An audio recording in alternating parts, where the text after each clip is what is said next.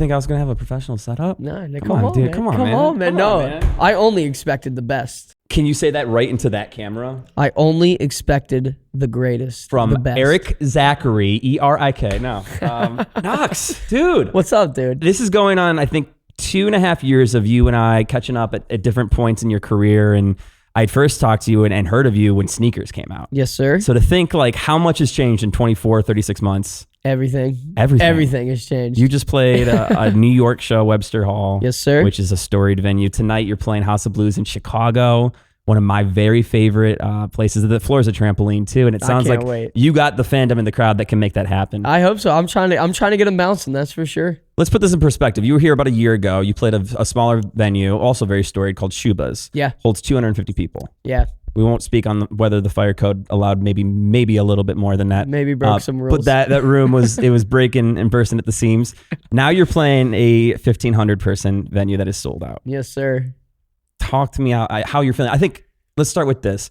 Obviously, not the 1975. Yeah. Is what kind of changed a lot for you. Then she said, I liked your confidence, but you're not the 1975. Yeah, I took it to the next level. But what I love are these videos you're posting. People are screaming back the new songs just as loud.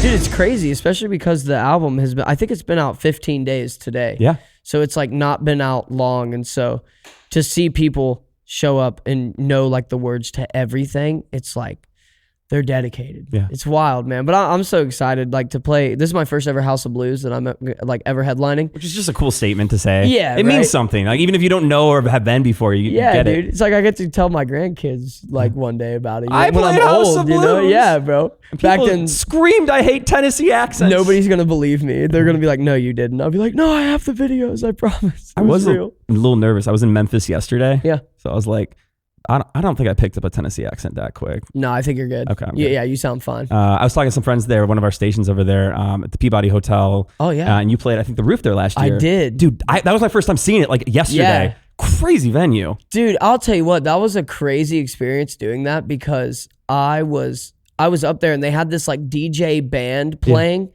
before and there's like 1,000 people. It's like a party. It was like being on like a Nashville Broadway bar. Literally. DJ AD, we can shout her out. I just learned all this too. I was just there. And Q1075 is the station. Yeah. That made it happen at the Peabody. But yeah, they told me, they're like, oh yeah, it holds like 1,500 people. I've never seen it. I'm like, no rooftop holds 50. Oh. No, it does. Oh, wow. It's crazy. That's a crazy venue. But dude, it was wild because there was all those people there. And normally you do radio shows and there's like 30 people there. And they had just done this big loud like thing. They had like saxophones and all this stuff. And they're like, all right, you're going to get up there and sing. And it's just me and my acoustic guitar. And they're like, yeah, you're going to get up there and sing Love Letter. Okay. Yeah, I was like, let's see how this goes. All right. So yeah, I got up there and sang 3 songs. And thankfully, I don't think they hated me. But yeah, it was certainly it was a trip. I for what it's worth, the reviews were flying colors. Let's go. Everyone I talked to yesterday. I got to be the duck master, bro. Did you really? Oh, yeah. All right. My girlfriend, who's off camera right now, is a massive fan. She's literally wearing a shirt that has a duck on it right now. Incredible. Or a penguin, she's going to correct me, whatever kind of bird, yes. Whatever the bird is. It has wings and a beak. I didn't get to see the duck march. So this hotel does this every day, and they march the ducks through the lobby to this little fountain. I did, however, see their little VIP penthouse. And I got to meet them where there. they stay and they sleep. Yeah, their little mansion, their little duck mansion. When you become the duck master, the honorary duck master at the Peabody, like, do they give you a training course? Or? No, they kind of just, to be honest, I didn't know that I was even doing it. I was there watching it. And then they just like hand you like. Literally, my radio rep that was with me, his name was Sammy. Yeah. He like looked at me, he goes, by the way, they're about to call you up there. And there's like 1,000 people in there. And I was wearing, like, I'll never forget, I was wearing Crocs and like shorts and a t-shirt. Like I was like, don't disrespect the ducks, dude. Yeah, like I was not dressed the part. And then, they called me up there and they were like, recording artist Knox, and everybody was looking at me like, that guy's a recording artist? And I was like, I am. That guy works at Spencer's. Yeah, it 100%. And so, they gave me a little duck, like what's it called? A stick or sphere? Yeah, or what's that thing called? Scepter, right? Cane, that's what it is. I couldn't think of that word for some reason. But yes, it's like and I still have it. It's amazing. They can let you keep it. Oh yeah, they let me keep it. It's in my bedroom right now. Right next to my lightsaber that I got from Disney World. It's amazing. One of like my storied, I've said the word story too many times today, but one of like my classic questions I've always asked artists, I think I asked you last time, is like, what's your definition of success? But I think we just found it out, is that once you become the duck master and you get to keep. I mean, that's my peak, dude. It's not getting any crazier. That's your peak, than that. dude. Until I get like a real lightsaber, like one that actually like, or I learn to use the force or something. That's my peak. Speaking of, I'm glad that you didn't catch my horrible joke. Speaking of what you were wearing then, what you're wearing now, let's talk about this merch, man. Oh, yeah, dude. Plug in. Where's the camera? Yeah, there we go. Yeah, boom. You got that camera, you got that camera. There's so many. Yeah. So the album Going, Going, Gone, that's also the tour. Yes. You have a paper airplane as the imagery. I'm an airplane guy. So like, I just saw, I think you just posted the behind the scenes of how you made part of, it was one of the vertical videos with the plane flying in. Yeah. That was a sick shot. They came up with that. Chase Denton. Shout out Working Holiday, dude. Yeah. They're like, yeah, I make all my videos with them. But yeah, we that actually wasn't a part of it. And then while we were there filming it, they were like, wait, what if we tried this? And it turned out amazing. So I know you've been working on music for a while. Mm-hmm. And to formulate this larger product, you know, you've put out a project, you put out 2 EPs? 3? Yeah, 2, yeah. Before this, and this is the first full-length album. It's called Going, Going, Gone. There's also a title track. You know, is it a bird? Is it a plane? Obviously, the airplane references come from that. Yeah. At what point did you decide that was going to be the title track? Like, is it a bird? Is it a plane? Or is it an angel taking my heart away? Because the second I know what I want, oh, she's gone. Dude, this is actually crazy. I was on a trip. So long story, I'm gonna make not so long. The album was originally called The Breakfast Club, and it was gonna be all about the movie. You know that was shot here, right? No way. In Chicago, yeah. I had no idea. Yeah. That's incredible. Okay, so perfect. So it was gonna be called The Breakfast Club. I had this whole concept for the record. It was like this whole thing. I had the cover art. I had like how the show was gonna be, everything. And then like maybe 2 months before we had to turn the album in, I had like laid out this master grand plan to Atlantic, and I was like, this is what it's going to be. It's going to be amazing. They were like, we love it. We're all in. Let's go. And then we like, because you have to get stuff like that approved. Clearance, we like took it to lawyers, and they were like, yeah, no, there's no world. They were like, you're not happening. doing that. Yeah. So, which is crazy because I feel like there's so many things called The Breakfast Club. Yeah, that's such a bummer, though. Yes. I mean, to be fair, they're probably, you know, John Hughes is such a legacy of the director, and since he's gone now, that you got to clear it with the estate. It's a whole different thing. Yeah. That would have been cool, though. Yeah. So my whole master plan got foiled, basically. So I had to like, honestly, I was kind of at a loss. I didn't really know what I was going to do. I was like, man, I like have been thinking about this for like months. Like I have no idea. But then I had the Going, Going, Gone, the song was on the record. Mm-hmm. And then I was on a trip with my girlfriend who's behind the camera. We were on a trip to Disney World. We were in Florida after I just finished the Quinn 92 tour. And so she has like a van that we like can travel in, and we'll like, there's like a bed in the back and everything. It's like one of those like, you know, and we were on our way back, and it was like the middle of the night. And dude, this is going to sound so stupid and like so like musical artsy guy, but like it literally, I woke up in the middle of the night. I have it. And was like, I know what it is. Like I had the baby blue, the paper planes. All of it like, came at once.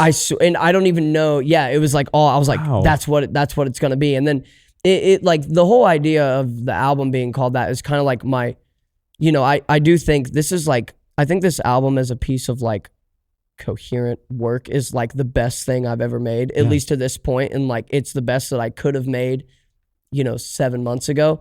And so I really hope that it's like the record that is going to like take things to the next spot. And so it's kind of like my first EPs are the Going and the Going, and this is the, you know, this is the Gone. So. Or Takeoff. Yeah, exactly. Not gone of a career, but yeah, exactly. But no, the Takeoff, you know. It's always an interesting precarious position when I interview someone and I'm genuinely a fan of the music, because I don't want to sound like the guy that's like, I'm just telling you it's good because we're on camera. Yeah. Trace and I were just talking before you got here. I'm like, there's not a song on this entire album that I don't, you know, I can't connect with. I don't love like, and I love like Pick Your Poison. I love Going, Going, Gone. But I mean, I put together a list because I didn't want to forget some of the ones that stood out to me. Oxygen Thief, huge fan of. Voicemail. Yeah. Personally, my ultimate favorite on the entire record is Happy Ever After All. Really? Because of the looping and the wordsmith of it. Thank you, dude. Right? It's the audio version of all these people that have spent so much time on TikTok, like making the perfect loop and like something leads into the next. But it's just this never ending run-on sentence that all glues together. And I'm like, that's just brilliant. I know last time we talked about how much time you put into the specific creativity of using particular words and whatnot. Last time we talked, there was a song that you hadn't released yet. And I don't think it's out.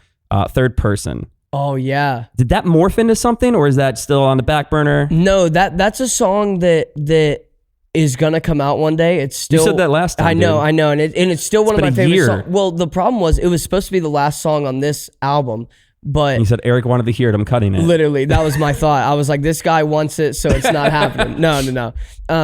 No, it was supposed to be the final song on this album, but then we kind of like accidentally wrote Win Some, Lose Somebody. And like just the way that like, like I've lived a lot of life, I feel like, in the past year and a half. And that song, Win Some, Lose Somebody, felt like the song that needed to be on this album. To bring it all home. Yeah, it just kind of felt like, and I kind of like how one of the main reasons why I wanted it to book in the album is because the album also starts with the song Now and Then, which is Now and Then and Win Some, Lose Somebody are basically the same song, except one of them is me kind of being a D-bag, talking a little smack. And then the end is like, no, it's actually like, living this kind of lifestyle and, where, things have gotten bigger and like, dude, the people like around you do change. And like I never actually, like when this thing started, I didn't know if that was actually true. Yeah. And then it's like here I am like a year and a half later and it's like my life looks very, very different. There are some people that like I don't have around anymore, but I feel like I have the right people still around. Yeah. And those people that aren't in your life anymore, they're still part of that story. Yeah, for sure. What comes with that is the growth of being able to come back and look back at that and say, wow, like, oh, I'm different. Yes, exactly. And it's like, I still like love all of those people, but it's just like, dude, like life happens, you know, and life keeps lifing. So life keeps lifing. Let's put that on a t-shirt, dude. I'm freaking. I think you've got the brand covered right now. We'll work the next merch. Yeah. You said you actually just performed that song live last night too for the first time. I did. Yeah. Because my mom was there. My mom wanted to hear it. Well, you were playing. Was it Ohio last night? Or? Yeah. It was my hometown. It was hometown show too. So there's a lot of people there that like I grew up with, and it was a crazy night. But my parents are coming tonight too. So are they? Yeah. Cool. They're excited. What's their favorite song off the record? That's always the true measurement, right? I think my mom's is Auction Thief. My dad's is dude, I always tell this to people. My dad's a high school principal. So high school principals are like not supposed to be cool, obviously. And really? Mine was so fly. Right. Principal Skinkus? That was his actual last name. What was his name? Skinkus. Yeah, imagine how kind high school kids were with that. I was going to say, poor guy, hopefully he's doing well. No, I think my dad, I think he's good. I don't think his name's Lee, so I think he's fine. But I sent him the song All American Tragedy when we made it. I just sent him the file.